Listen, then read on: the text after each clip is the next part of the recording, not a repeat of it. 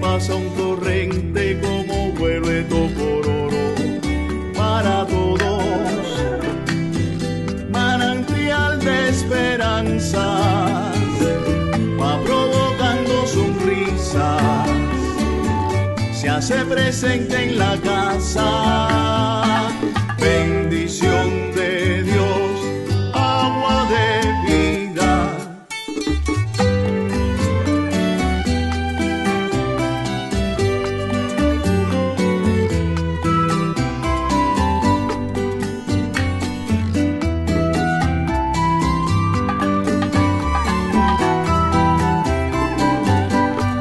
Tesoro en la cocina, un tesoro que cuidar, surtidor y manantial refresca y sacia la sed, para la familia es rostro de amor y sanidad, va regalando alegrías como expresión de unidad.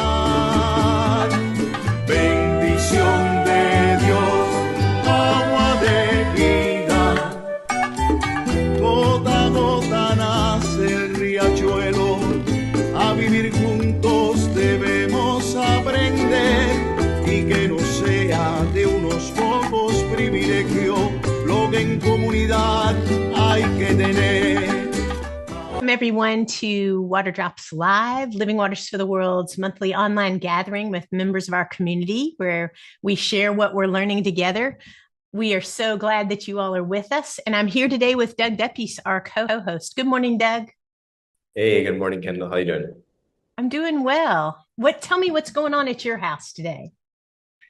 Our house is calm today. Yesterday was my daughter's first birthday. So we had a celebration, and then we're having the birthday party tomorrow. So today's kind of calm. Tomorrow's the big birthday party. Wonderful. Wonderful. I'm looking forward to seeing pictures of that. Well, if you are new to Living Waters for the World or just hearing about us and Water Drops Live, LWW is a nonprofit organization, and we focus on, because we believe everyone should have access to purified water for drinking. So what we do is we train partners. It could be a church, it could be a Rotary Club, it could be another group that forms, and we train them to partner with a community to provide purified water and health education. And this relationship that develops has a huge impact on the health and well-being of everyone in the neighborhood, as well as an impact on the partners too. So our topic today is something we all work on: fundraising. All of our trained teams are volunteers, and they raise all their own money to pay for the costs of travel, training, the equipment, the materials. So fundraising not only helps us cover the costs involved with a water project, a water partnership, it's also a way for us to invite other people to take part by sharing their time, their energy, their prayers, their talent, as well as their money. So this is a very important topic for us, and we're looking forward to hearing from our guests today. Yeah, we've got 4 awesome guests today. They're going to share a bit about the fundraising projects and activities that they do. So I'd like to quickly introduce all 4 of them. We're going to do one by one, but all 4 of them real quick. If you can say your name, where you're from, and just get to know everyone real quickly here. So John, I'll start with you. Hello, everybody. John Hall at First Presbyterian Church, LaGrange, Illinois, just outside of Chicago. And we have 3 partners currently in El Salvador, soon to have a 4th. Awesome. Thanks. Very cool. Joanne? Joanne Dempsey, Fox Valley Presbyterian Church in Geneva, Illinois, a little west of John. And we've been doing Living Waters since around 2012, I think. I'm on the fundraising side, so I haven't actually been on the trips. Awesome, but very needed and perfect expert for today. Bill? Yes, sir. My name is Bill Barrett. I'm with First Presbyterian Church in Eufaula, Alabama. Eufaula is a little small town in the southeast corner of Alabama. And we work in the Dominican Republic, have been since 2009, and enjoy our work down there, put in 15 or 16 systems over the years. Awesome. Awesome. And Bob. Good morning, everyone. I'm Bob Swope from the Elizabethtown Rotary Club and First Presbyterian Church of Elizabethtown, Kentucky, in the heartland of Kentucky, just south of Louisville. We work in Guatemala. I've been going to Guatemala for, since 2008, and we've installed 30 of the Living Waters for the World water purification systems in communities primarily up in the Western Highlands, near the border with Mexico, where most of the population there is the indigenous descendants of the Mayans. Very nice. Very nice. Awesome. Well, this is an awesome variety of people and networks that everyone works in. This is great. Yeah. And what I love about our guests today is that it's quite an array of fundraisers, very, very unique. So we're going to ask John to kick it off and tell us about their fundraiser. Excellent. Thanks, Kendall. So we're newcomers to Living Waters. So, we've been in this, we started during COVID, which is probably, was a bit challenging to get started, but we decided to hold a trivia night as our initial fundraiser. And we did the first one virtually, right? Of course, during COVID.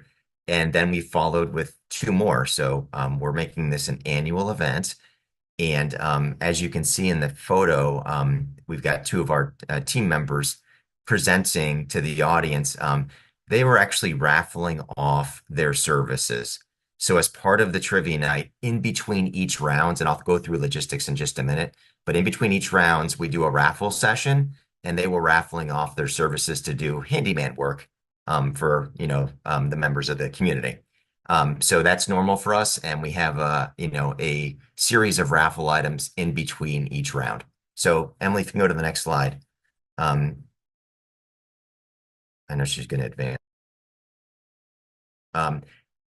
As she's doing that, there we go. There we go. So we had a cooking class.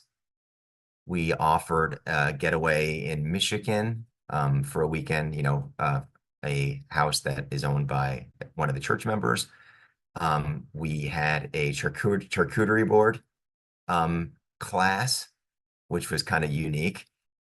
We had a chocolate making class, so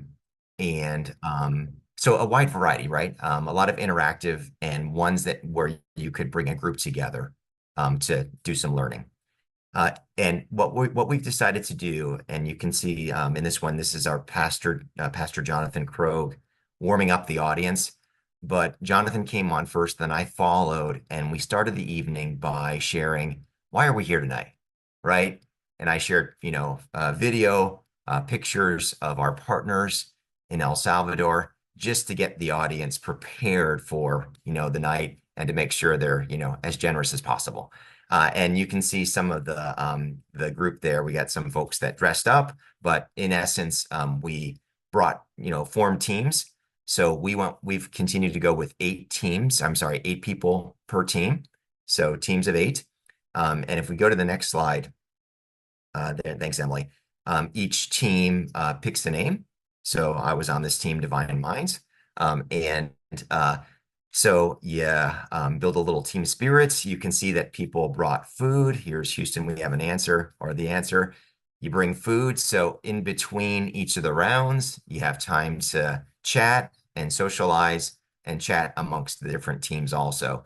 Logistically, we go with 2 MCs, right, to manage the discussion or the trivia asking. I think that covers that. We're going to show maybe one more picture of one more of the teams. There we go, Masagua.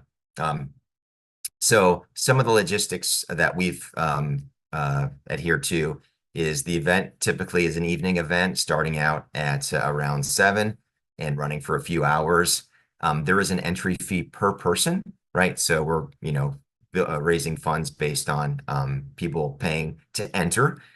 We've gone with 6 rounds total for the event. So about 8 to 10 questions per round.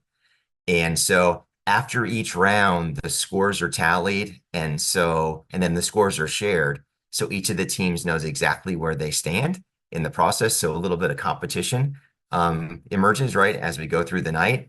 And what we've set up is you can buy an answer every round. So every round you can buy an answer that you're unsure about. And as the evening goes, or as we go from round to round, the cost for an answer increases each round. So that's just another way for us to raise money, right? Is for the competition to build and people to spend a little extra dollars, right, to try to win the competition. And few key items. First of all, we actually raise more money based on inviting people to the event than the event itself. And that's the key, because as Kendall said, we can reach out and invite people from across the community. And by doing it proactively, we send them to our website. And if you guys want to go to our website, fpclg.org, you can see that we've got a section on our website called Buy a Part, Be a Part, which is a theme that others have used in the past. And so literally people that we make the invitation to, if they come back and say, we can't make it, we've got something planned, my response is simply, that's fine. If you would be so kind to go, check out our website. And we found that we've just got, lots of donations from people outside of our church community by just asking them, right? Ask. And of course, those that show up and join the community, it's a wonderful time, lots of fun. And we'd love to have them in person too. And then the last item I wanted to share is we always have a high school table too. So we are trying to encourage our young people to be a part of the process. And we will make some questions or some rounds, or maybe 1 or 2 rounds age appropriate, right? To give them a slight advantage during those rounds. And we do make the questions challenging, because you've got 8 to 10 members, depending on how you set it up, you got 8 members at your table. So you want to make it challenging, and you want to encourage people to buy an answer. So in short, the events have been really successful, getting people to contribute that are outside of our community, bringing our community together to, have a great time and to celebrate our partners, because it's all about our partners. And that's that time up front when we're sharing video and pictures of our partners. That's really, my favorite part, because it, gives the audience an opportunity to really feel it, right?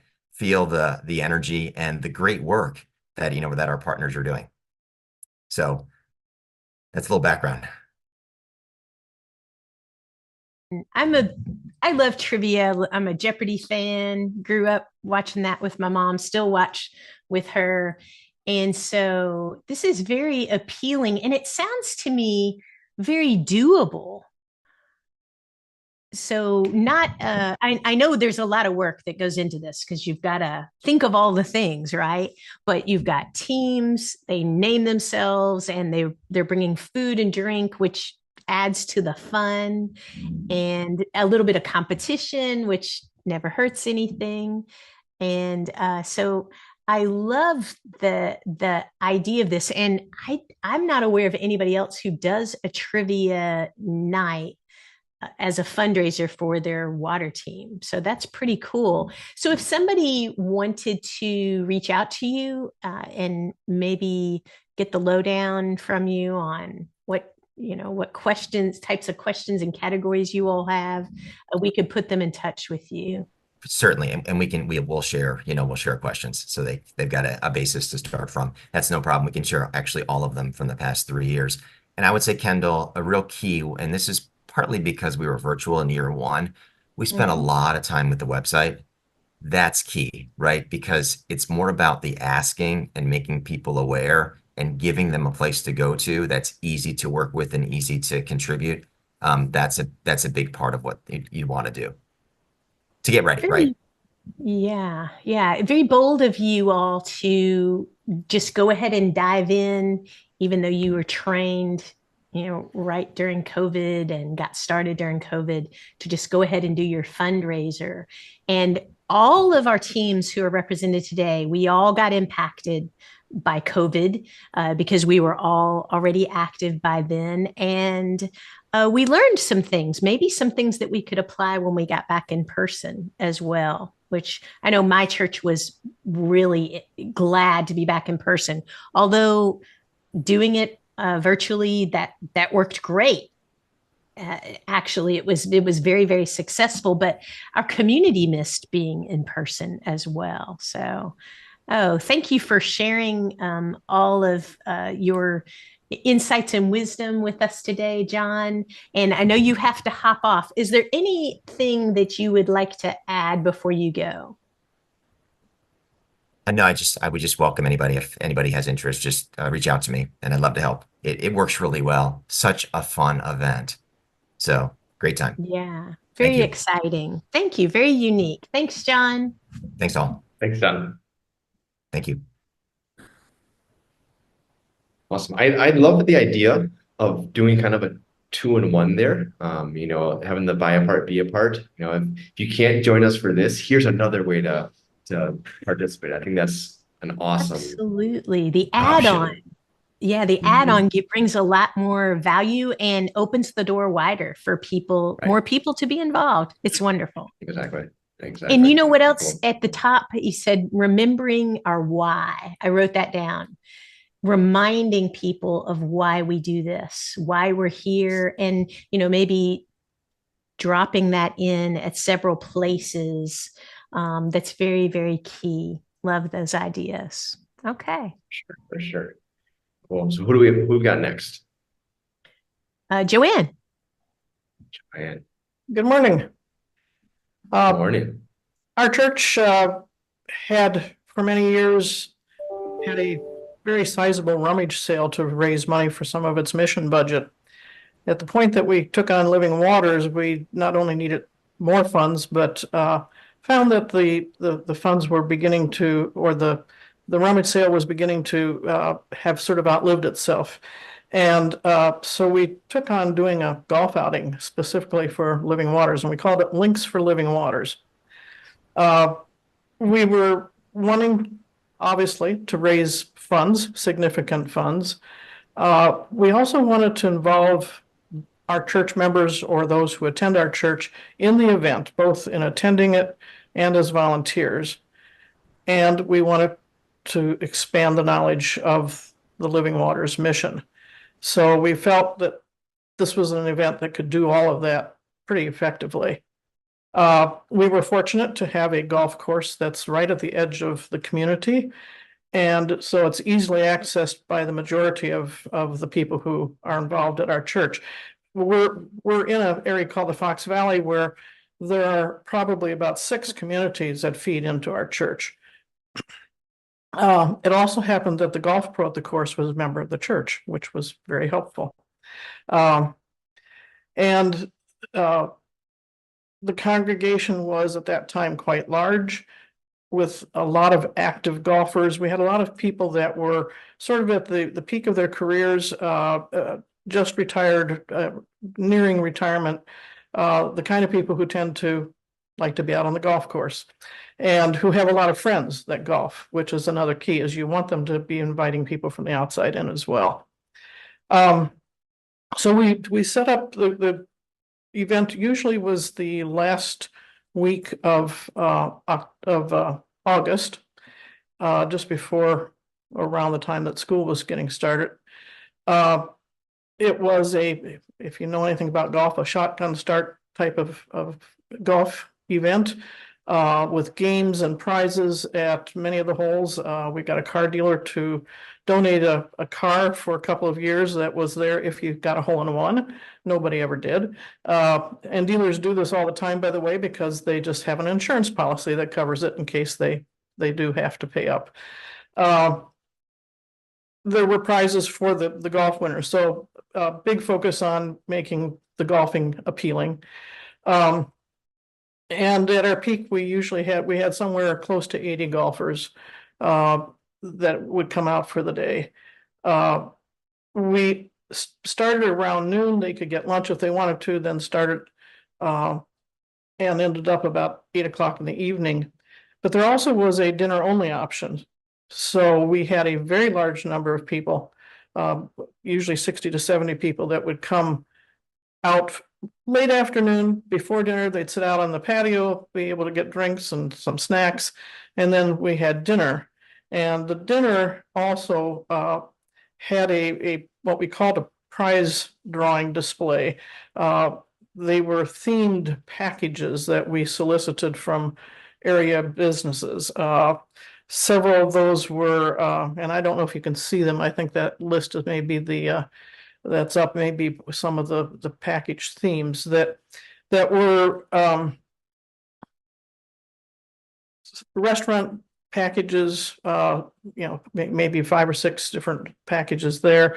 We had some jewelry packages. We had things that were handmade by members, but very nice, high quality. Sporting goods packages, just all sorts of different themes, and people you could buy tickets and put them in the basket of the places you want, and then we drew at the end of the evening for the prizes, and that became a big attraction and actually raised a fair amount of money for the evening. We also had sponsorships. The prizes for the golfers were provided by sponsors, some of them by the golf course itself, and then sponsorships of sponsors could pay to sponsor a hole. They had signs out on the course. When the golfers first came in, there was a whole line of the signs of all the sponsors for the evening, and then each sponsor had at least one hole where they had a sign. There were games for the golfers, including a marshmallow putting. I've never tried that. And so on those holes, there were signs that indicated what the game was. There was a Beat the Pro was another one of those. We had centerpieces on the tables in the dining room. I think one of the pictures showed one of the tables, and those centerpieces also there was a drawing for those, so people could put money in a basket to receive one of those. So we liked it because, first of all, it really created fellowship with our members and friends that they brought. They basically had a whole afternoon together, or at least a whole evening if they came just for the other event. It really highlighted the Living Waters program because we did a slide presentation on Living Waters as part of the event before we drew for the prizes. And we had a display of one of the water systems up so that they could see that, and some opportunities to donate and sponsor with that to buy a part of the system. And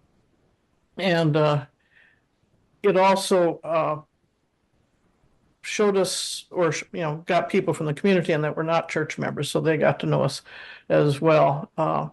And obviously it took volunteers from the church to run the event. Those that worked on the golf side, those of us that worked with the sponsorships and finding that, and then day of people at the registration table, everything that had to be set up in advance in terms of displays and that type of thing. So it really succeeded very well. We did this through 2017 when the golf course unexpectedly shut down for a while and the pro left, and then COVID hit. And so we have not done that particular event. We have done a golf outing, a different course. We have another member of the church who works for a company that sells golf equipment and has connections all over the country as well as in the area and with every golf course. And so it's a briefer event. The golf outing itself, I mean, the golf is in the afternoon. There is an evening event for people who want to come in and they're light food. It's not as big a dinner, but there is an auction at that one that we do with larger prizes, things like a complete set of golf clubs. And we have a gentleman who is quite a connoisseur of whiskey, and he offers a whiskey tasting night at his home. Every year he's done it, he has had 2 people buy the package, 2 separate packages. So he's repeated the event for them, and it always draws a pretty sizable chunk of money. So it's a different kind of event. It doesn't draw as many people, and it doesn't have quite as much of chance for highlighting living waters as we used to do. But overall, when we were doing the first one, it really was ideal. Our congregation has changed a lot since COVID. I'm sure most of you have found that. We're somewhat smaller, but also a very different demographic. So I don't know if we would ever go back to the same golf outing, but we're looking at other options of ways we might do it. And it was, for the time, it was a perfect fit. And not all that hard to put together. I mean, it was work, but it was fun. We had a lot of fun doing it. So, and the pictures just showed some of the signage that we had at the event, and then the dinner table. And like I say, the other part was just having fellowship was really great. Awesome. Awesome. Joanne, I'm going to say I'm a little bit bummed I wasn't able to play in this event before. I played in an outing back at home 2 years ago, and I hit a hole-in-one in the outing, and I won nothing. And so a car would have been nice, better than nothing. Yeah, you should have been at ours. Exactly. Had to be on the right hole. It wasn't just any hole at one, it had to be at that hole.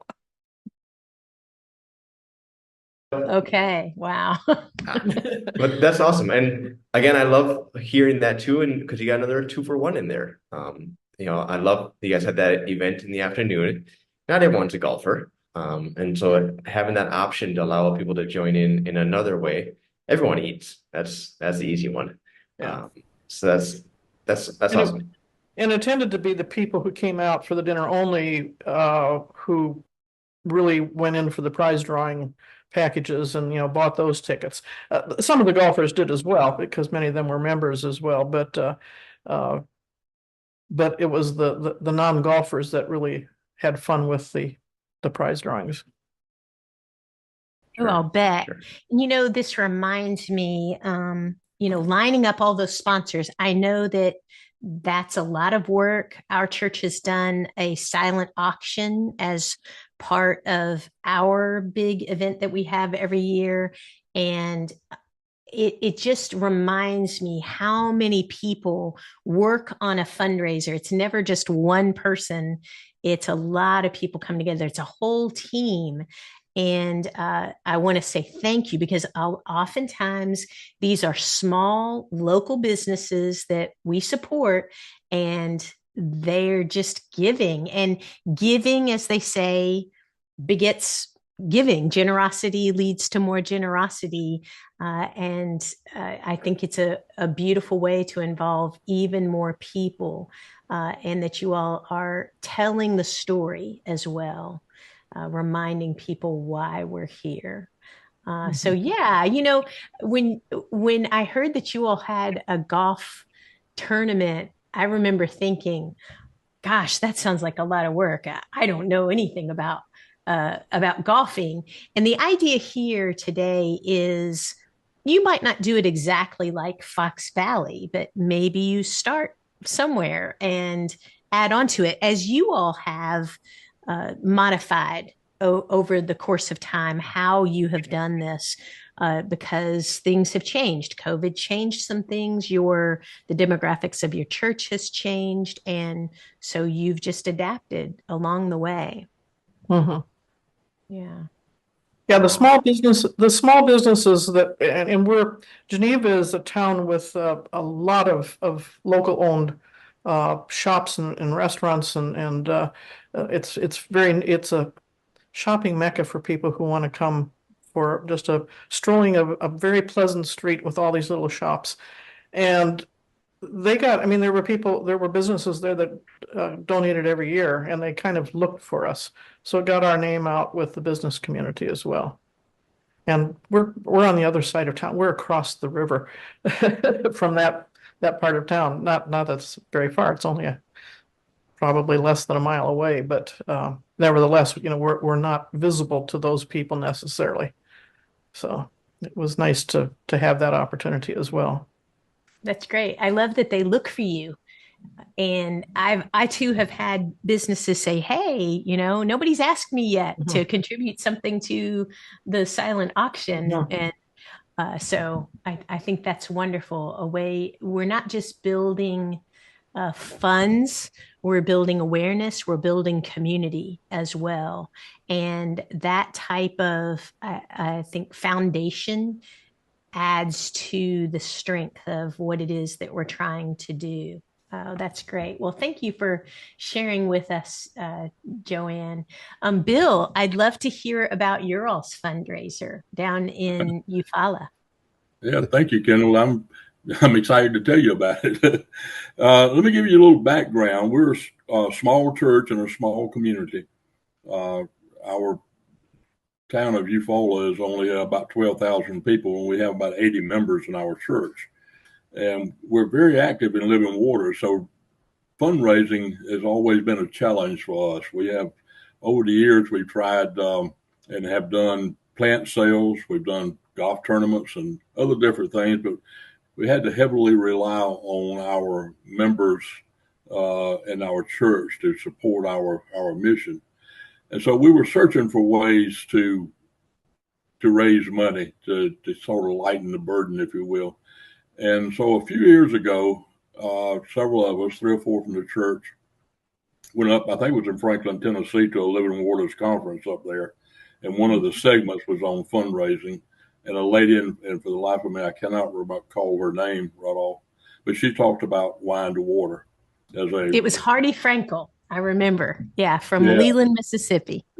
So that kind of sat with us, and we didn't do anything on it right away, but it kind of rolled around in our head, and as we kept searching for ways that we could do a fundraiser, we came back to that 2 or 3 years later, and started working on it.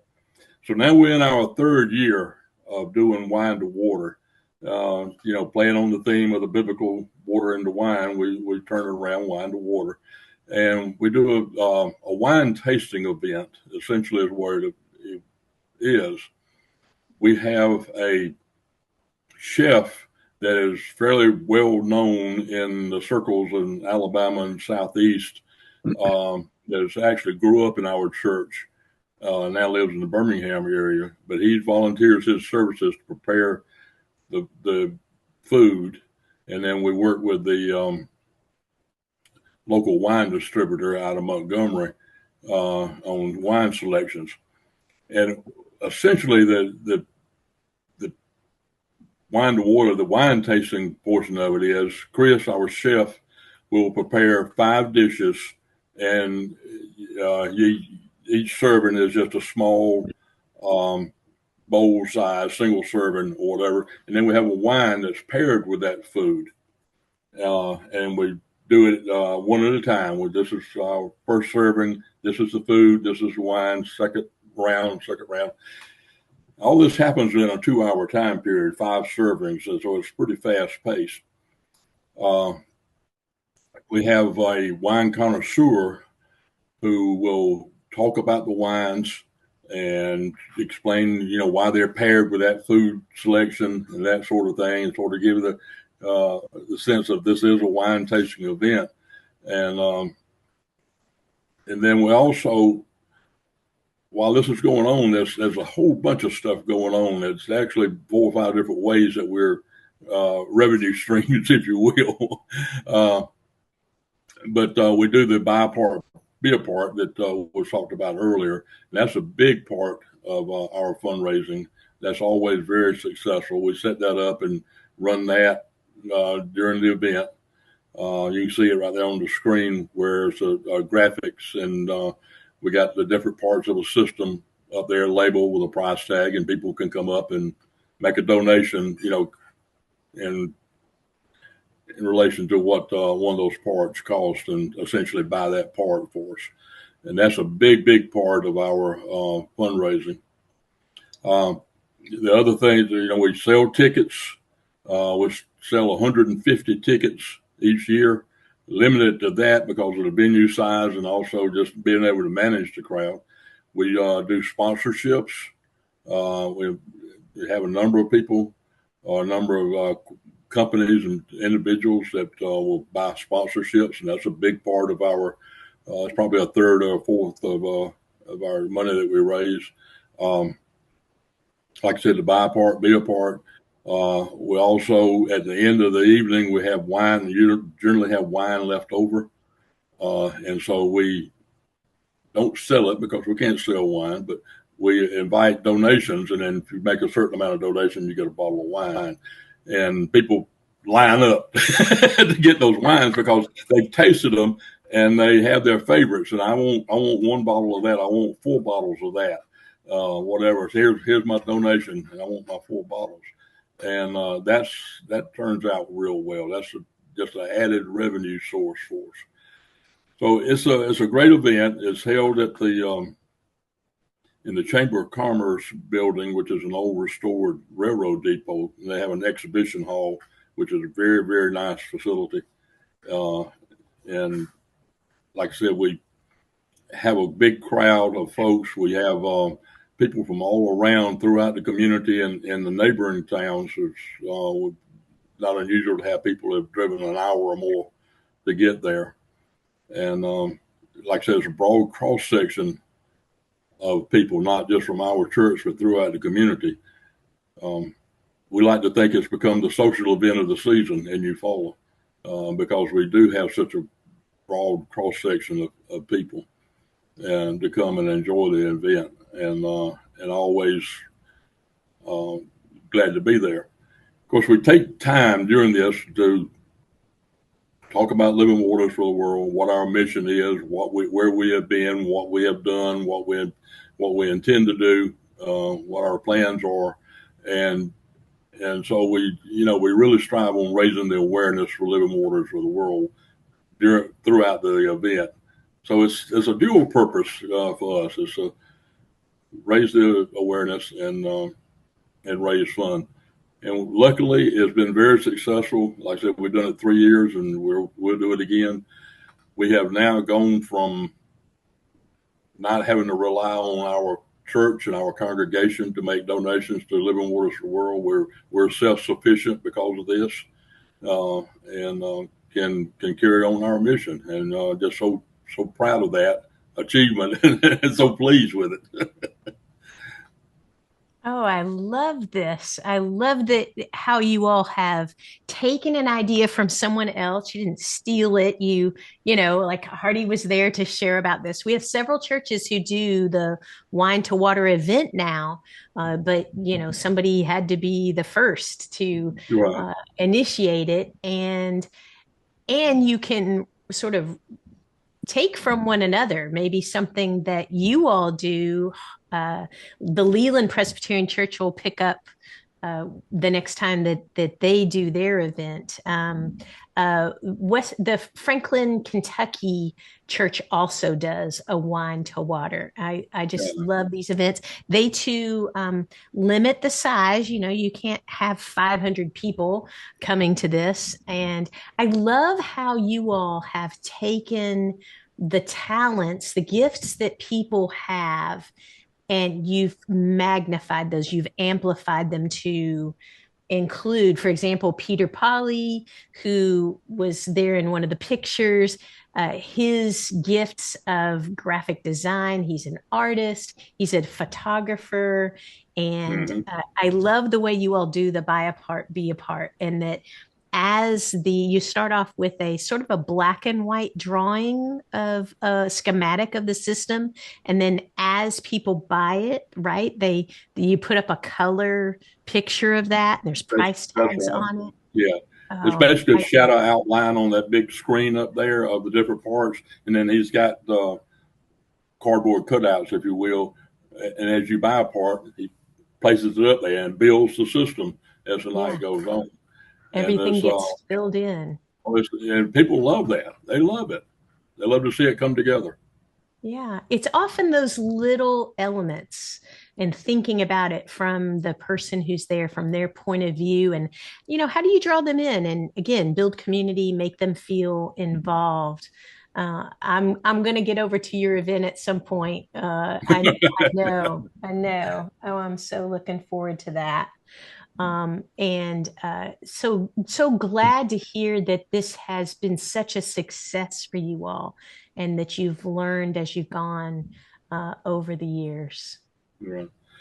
I don't want to be remiss in not mentioning the Cahaba Springs Presbyterian Church. They're our partners. They came in a few years ago and joined us on our team, and they're our partners, and we're glad to have them. They contribute manpower, financially, and all to the Living Waters program, and we're so pleased to have them in Cahaba Springs. They're in the Birmingham metropolitan area, little town called Trussville, Alabama, about 3 hours away from us, but become very good friends and and partners with us.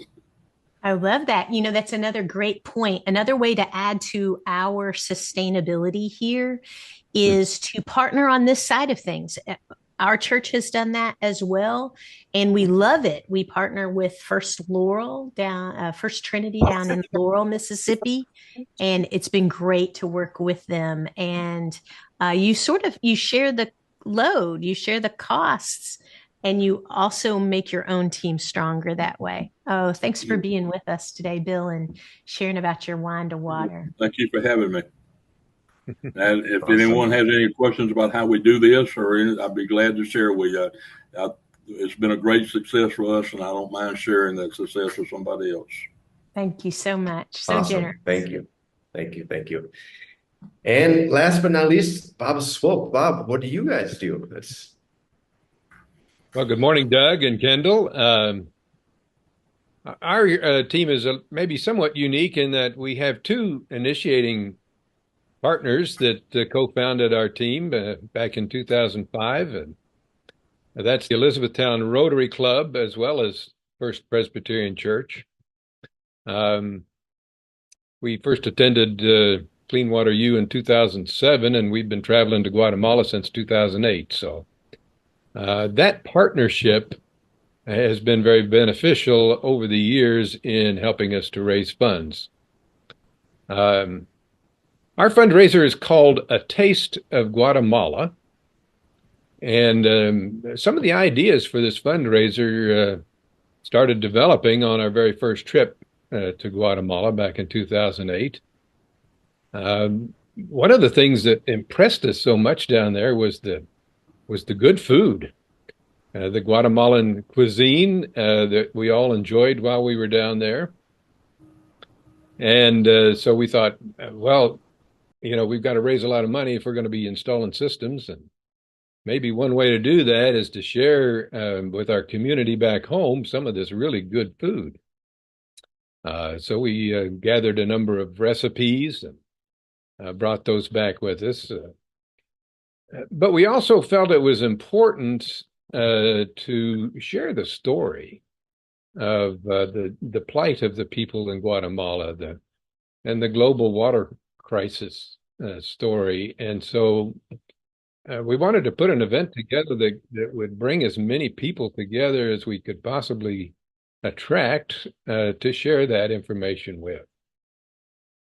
And so really the elements of our Taste of Guatemala that have helped us raise the funds we've needed over the years is first of all gathering as many corporate partners as we possibly could to help cover the big costs of an event, but not only that, also cover the costs of our mission work.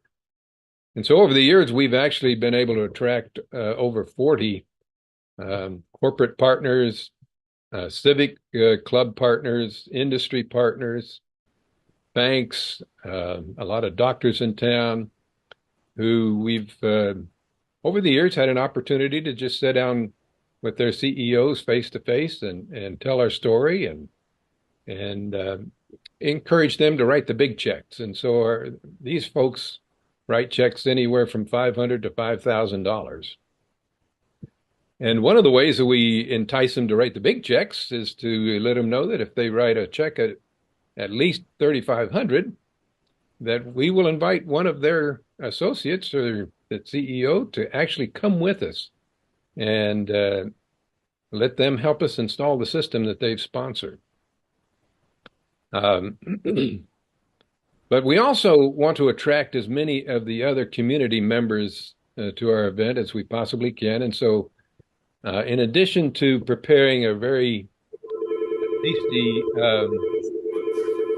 meal, we also partner that, or we connect that with some very good entertainment, musical entertainment. And we've had entertainment come out of Nashville that's helped us over the years. A fellow by the name of Ancy McLean and the Trailer Park Troubadours was one of our entertainers for the first few years. I'm a member of a barbershop chorus, and we've had several barbershop groups that have entertained us over the years. And so the other element that I think helps us is attracting as large an audience as we can. We do this in a theater in town, the Historic State Theater. It'll hold 640 people, and we almost filled the theater this last month. Actually, June 1st was our last Taste of Guatemala, and had an opportunity to tell our story to a number of people and give them an opportunity to pull out their pocket change and their bills and write checks. And so that's, in a nutshell, what we do every year. We obviously were affected by COVID like everybody else, and had to postpone our event in 2020. And the interesting thing is that many of our partners over the years still continue to write their checks and support us even when we weren't able to do the event. So that's a taste of Guatemala in a nutshell. Happy to answer any questions. That's awesome. How large did you say the theater is? The theater will hold 640. Wow. We had over 600 attend our last Taste of Guatemala. Wow. One of the things that I'd like to share, because we will often have someone from Guatemala actually attend the Taste of Guatemala with us, and we will have them speak to the audience as well. And it's one thing for us to ask for contributions, ask for partnerships, but when you have somebody from Guatemala that will actually thank the crowd for their gifts and their contributions, and tell them from a first person standpoint of what a difference it's making in people's lives, that has a big impact, and tends to tug on the heartstrings, so to speak. Sure. That gives me goosebumps just imagining it, Bob.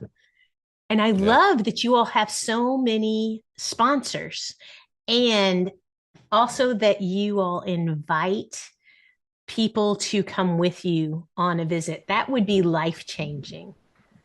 And we've had several, at least two have taken us up on that opportunity. And in one case, the young lady that went with us actually became a team member and traveled with us several times. Nice. Yeah. Yeah. An added bonus.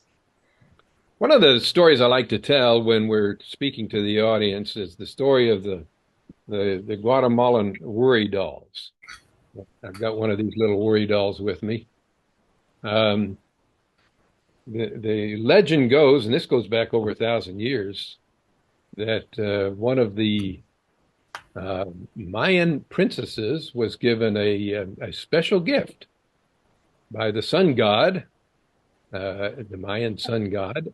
And this gift was to remove any worry, any troubling worry from a child. All they had to do was ask the worry doll.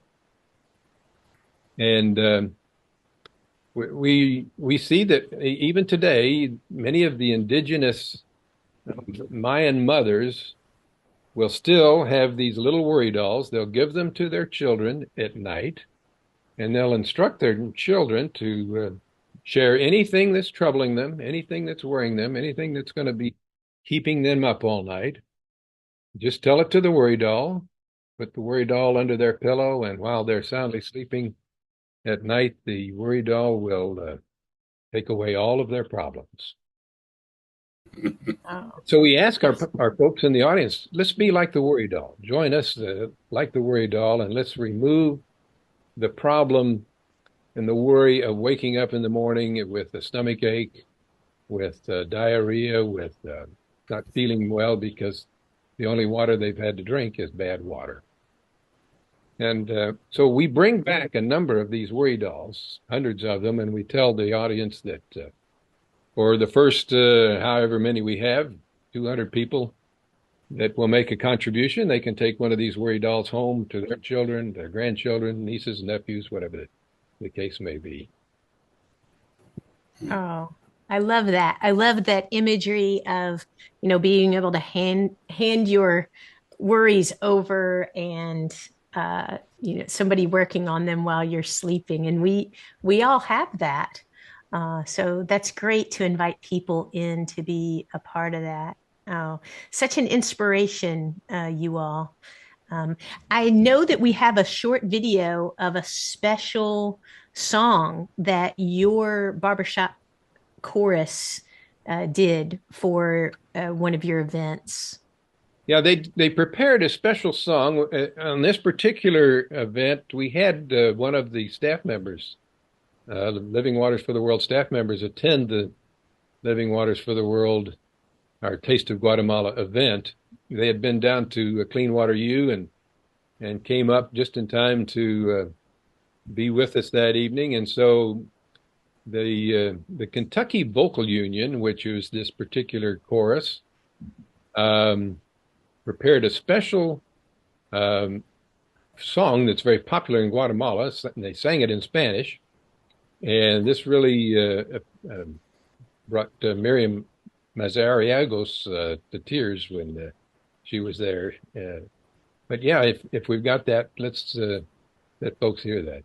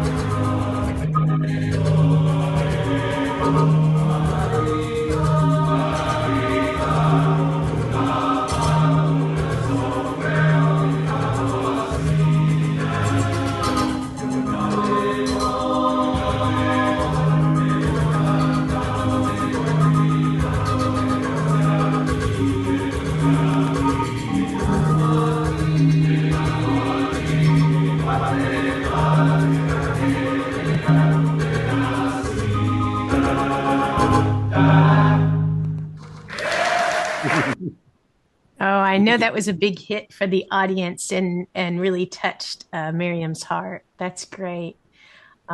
Taking that on to be able to perform it. So thank you, Bob, for sharing about that and for the faithfulness of your church, your Rotary, your community. And I know that a lot of hard work goes into all of these fundraisers. But I've watched you all, as I've heard from you over the years, how you've changed things and, just so that it's working for where you are at that moment. So I would like to, in our final minutes together, to give a shout out to another one of our churches who couldn't be with us today, Westminster Presbyterian in Westchester, Pennsylvania. I love this photo of the kids kind of running, taking off. They do a 5K race, and they do that each year, and this is their second year to do it. and they have partnerships in Honduras. And they felt like an active fundraiser was the best fit for them. And it really allowed, you can see from that group picture, multiple generations to participate together. And they chose a location where people could come, whether they had a baby carrier or maybe a stroller, older adults as well. And, families really appreciate that, having opportunities to support good causes beyond just giving money and or writing a check. They also did some add-ons. They did a dine and donate with some local restaurants, and they said that worked really well. So it's been fun. It's built community and fellowship opportunities. They even had one household with a couple of kids who did a lemonade stand because they wanted to expand their fundraising efforts. So one thing that John Frost, the associate pastor there at Westminster, emphasized was that people sign up for the 5K, but it really is peer-to-peer fundraising. So when people register for the event, they also do fundraising in their circle, and that helps to add to that circle of influence. And they hope to, this was just their second year, they hope to even go deeper and do more with connecting participants more directly with the work, the partnerships that they are doing. And so they'll be showing videos, pictures. I love, Bob, that you all have brought somebody up from Guatemala who happened to be, they were already here, but you had them attend your fundraiser. They do set a specific goal in mind for their fundraiser there at Westminster. And they also have encouraged us to think, maybe have an initial goal, but to also have a God-sized goal, to think a little bit bigger and be bold with that. So last year, they donated all of the proceeds to support the work of the Living Waters for the World Honduras Network because there were some real needs there. That generosity is especially appreciated. This year, they're going to split the proceeds between their water team and Living Waters for the World. One thing that you all mentioned is having that emotional appeal, inviting people into the story. And it reminded me, when you mentioned that, Bob, about attending the St. Jude Marathon in Memphis. I don't know if any of you all have been to that marathon, or if you've probably heard of it because people come from all over the world for that marathon. But let me tell you, my husband has run it several times, and to be at the start line and here are all these children who are patients at St. Jude. They're in cancer treatment, and to see them along the route of cheering them on, I tell you, it brought me to tears. I was so choked up that I could hardly speak when my husband was running and the kids and I were just there. So remembering that you do want to share that story. I will mention here as well, a friend of mine. So I want to encourage you to look at what other organizations in your area are doing. A friend of mine works for CASA of West Kentucky, and they don't do a 5K, they do a 0.5K. So this is just 4 laps around a parking lot. So prizes for the laziest runner and the best outfit and the best way of crossing the finish line, but also the highest fundraiser. And I think that's a fun idea. They also do a Sing Your Heart Out karaoke extravaganza. And I know some people who would be all over a fundraiser like that. One other that I'll mention very quickly is our church at First Pres Greenville, Mississippi. We do something called Mardi Gras Madness. It was our 19th year. We have a Mardi Gras theme. So in New Orleans meal this year, we sold 507 dinner tickets.